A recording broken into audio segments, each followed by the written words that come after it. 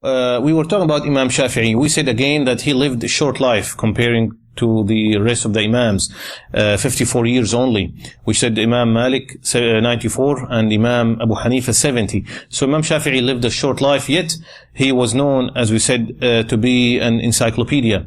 He had a lot of knowledge and he knew almost everything about everything, and that's not an exaggeration. We'll talk about how he got all this knowledge, and his goal in his life was to unite the ummah. Many scholars say, if it was not for Imam Shafi'i, this one man, there would have been a big fitna and a war, just like the war between Muawiyah and Ali. Muslims would have been killing each other. We will explain that as we talk about Imam Shafi'i and how was only one person, how was he able to do that? And we need someone like Imam Shafi'i at our time, since we have a lot of different sections and different beliefs, and every day we have more people saying something new. So Imam Shafi'i's goal, and when we talk about his life, you'll see that everything he did was to support that goal. Unite the ummah together and bring the Muslims together regardless of their beliefs. And this is again our main concept here. You might have a few differences with me, of course, that's normal. Still, I accept you and you accept me. You're not going to become like me and I'm not going to become like you. And we said Imam Malik and Imam Abu Hanifa did not like one another until they met. They had a big discussion. After they finished, they didn't change. Imam Abu Hanifa did not change his school and Imam Malik did not change his school. But they did not hate at least one another after this meeting because they understood one another. So this is very important. Now, the few things that were happening at Imam Shafi'i's time. Number one, we said the Muslim empire was great, huge, over half of the earth. Harun al-Rashid was the Khalifa, very strong government. No one can rise against them. Revolutions, no one will dream of revolting against the Khalifa. He was very powerful. I mean, we said Harun al-Rashid, when he looks at his army, they block the horizon. He cannot see the end of them. Imagine, big, strong Muslim army. The country was very wealthy. The new generation, as we said, that was raised and they grew up in this, at this time, were different. Because they came up to see that we're wealthy, we have all the money. And this can be sometimes, it has some bad things about it. They were not like the companions or tabi'een. They start getting involved in the love stories and all these kind of things. And normally, when someone is hungry and all they worry about is their rizq, they don't have time for all these things. But when you have a lot of money, you start thinking about other things. You know, I love that person, and that person loves another person, and then another person, just like the movies we see on TV. It's all about love, and nobody has any income problem. Anyhow, so this is what was happening at that time. And we said the ones who played a big role was the poets. All the poetry at that time, and when you go back and read about the history, you'll see all the love poetry was made at that time. Just poetry, one man loves another woman and he starts to explain how much he loves her, and I'm going to give you the moon, I'm going to give you whatever, and all this, right? So, people had nothing else to do anyway, right? So the Muslim empire was big and wealthy. And Imam Shafi'i, now what happened at that time? So poetry started going bad.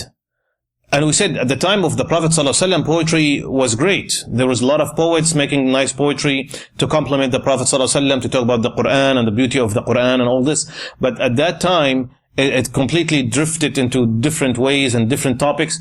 So the scholars, they made up their decision their mind that all poetry is banned. Poetry is haram. That's what they said.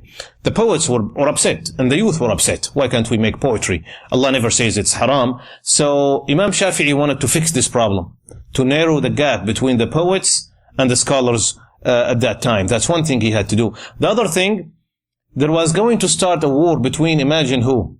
The followers of Imam Abu Hanifa and the followers of Imam Malik. Because Imam Abu Hanifa passed away. Imam Malik passed away. And these two, they reached an agreement in the end when they met. But their followers did not know that. And they were hating each other. Imam Shafi'i wanted to fix this, and he was able to do that. Imagine one man prevented a whole war from happening. One of the things that there was a big problem about at that time in between the two schools, the Prophet ﷺ says in the hadith that zakah should be dates or grain or wheat. So something that's edible, something that we can eat. That's the zakat.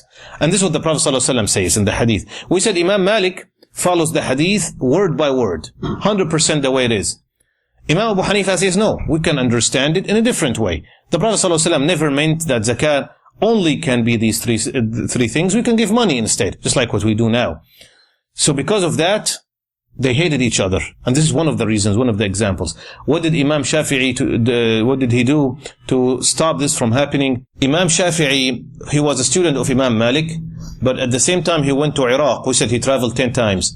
And he learned the fiqh of Abu Hanifa as well. So he had both knowledge, both the knowledge of Imam Malik and the knowledge of Imam Abu Hanifa, and he was able to close this gap between the two schools. Imam Ahmad ibn Hanbal says a beautiful thing. He said, "La zilna nal'an," we have been cursing at the students of Imam Abu Hanifa, and they have been cursing at us. He's considering himself to be following Imam Malik, until Imam Shafi'i solved this problem. So one of the greatest achievements that Imam Shafi'i was able to do, again with the knowledge that he acquired. Another thing, he started a new knowledge that was not known before him, something called usul ilm al-fiqh. There was ilm al-fiqh before him, and ilm al-fiqh, we said fiqh means to try to get solutions to our daily problems. What is halal? What is haram? Can I do this? Can I not do this? Where do we get these things from? Quran and Sunnah mainly. But to be able to get this knowledge from Quran and Sunnah, you have to follow some rules. Not anyone can go to the Quran and Sunnah and get the rules from that. So the first one to write these rules in a scientific, very organized way was Imam Shafi'i. And it took him 9 years. 9 years to do that ilmu usul al-fiqh. And by the way, one of the reasons for the scientific revolution that happened in Europe was that book. Ibn Rushd was one of the Imam Shafi'i students. And by the way, these things our kids do not learn in school. In their history books, nobody tells them that the Muslims were the one who got this knowledge to Europe. At a time where the Muslims were discovering new things and inventing new things, Europe was in complete darkness. Even one of the wars between the Romans and the Muslims, the Romans from Europe, of course, they had all these superstitions and stuff like that. If someone gets, let's say, hurt in the battle, they do some kind of like curse and magic. All these things were happening, and the Muslims were discovering new medications and treatments, to the point that one of the battles was amazing, that the wounded soldiers from the Roman side go to the Muslim camp to get treated. See, at our time, it's hard to believe, because subhanAllah, it's the opposite now. Since we have left the book of Allah and the Sunnah of the Prophet ﷺ behind our backs, that's what happened. But Imam Shafi'i was one of the reasons. Ibn Rushd, his student, took his knowledge to Spain. And not only that, it helped in the fiqh, because the rules he put were very organized. They used these rules in chemistry and physics and all other knowledges. One of the reasons that Europe was able to get its scientific revolution later on was Imam Shafi'i. Again, unfortunately, our students and our kids in schools do not get taught these things in the history books. They don't tell you the first one who talked about algebra was Al-Khawarizmi, and it was called Al-Jabr, and then they made it Algebra. They tell them something else, subhanallah. Muslims were first who talked about these things. And it happened all at the time of Harun al-Rashid, most of it. We said the Muslim empire was very, very huge. He spent 9 years to author his book, Al-Risalah, The Message. That book it was very unique, the first book that was made in this way. It took about how we can get the solutions of the Quran and the Sunnah to our daily problems, and what are the rules that we should follow. And he came up with something very interesting called Maqasid al-Sharia, which means the goals of the Sharia. Why did the Sharia come with these rules? What is the Sharia trying to do for us in our lives? He came up with this nice rule, and for us to try this, maybe we can try it tonight actually. Read the Quran having this one in mind. He said every ayah in the Quran, every single ayah, came to protect one of 5 things. And it will be nice if we read the Quran with this reflection. Allah always talks about لَعَلَّهُمْ يَتَفَكَّرُونَ. Why don't you reflect? Why don't you reflect upon the Quran and the signs that Allah subhanahu wa ta'ala has created? So read the Quran with this mentality and try to figure out this ayah, in which category it falls. What is this ayah trying to protect? We said 5 things, and every single ayah of the Quran has to be protecting one of these 5 things at least. First, to protect the religion, ad-deen, talking about Tawheed, talking about stay away from Shirk, going back to the Quran for guidance. All these talk about deen. So protection of deen is number one. Number two, protection of brain.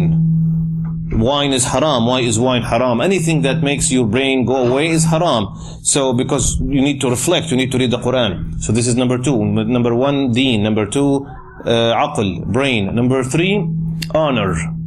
Adultery is haram. All these things that can, hurt our honor in one way or the other are haram. So this is number three, to protect our honor.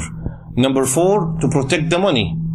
Riba is haram. It takes away the barakah of the money. Don't overspend. Do the zakat, because zakat purifies your money. All these ayat talk about protection of the money.